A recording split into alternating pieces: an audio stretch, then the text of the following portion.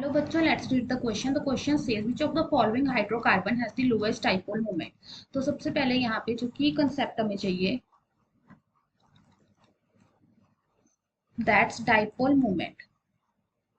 सो हमारे पास क्या होता है कि जो डाइपोल मोमेंट है वो पोलैरिटी पे डिपेंड करता है, और basically we can say depend करता है इलेक्ट्रोनेगेटिविटी डिफरेंस पे। अब सबसे पहले हमारे पास जो एग्जांपल है वो है कुछ इस तरह से। अगर हम इसमें डाइपोल की डायरेक्शन देखें तो हमारे पास कुछ इस तरह की डायरेक्शन होगी, और नेट डायरेक्शन हमारे पास इस तरह से होगी। जो CH3 ग्रुप है उनका इलेक्ट्रॉन डोनेटिंग पावर होते हैं।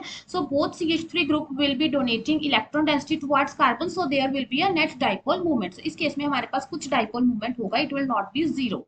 ओके, अब अगर हम बात करते हैं बी केस की, इस केस में देखो ये जो CH3 ग्रुप है ये इधर को देगा, और ये जो CH3 ग्रुप है ये इधर को देगा। क्या होगा, जो दो मिथाइल ग्रुप है उनका जो डाइपोलर डायरेक्शन है वो अपोजिट है एक दूसरे के। तो यहाँ पे म्यू क्या हो जाएगा, जीरो, बट यहाँ पे mu is non zero. Okay, अब हम बात करते हैं थर्ड एग्जाम्पल की, CH3 CH2 C triple bond CH।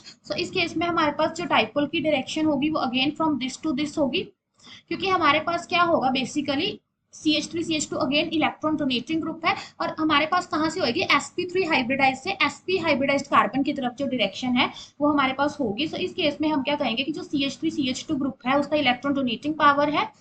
हमारे पास क्या है, इसकी डायरेक्शन इधर को होगी, there will be a resultant dipole movement. और लास्ट में हमारे पास जो है CH2 डबल बॉन्ड CH और CH3।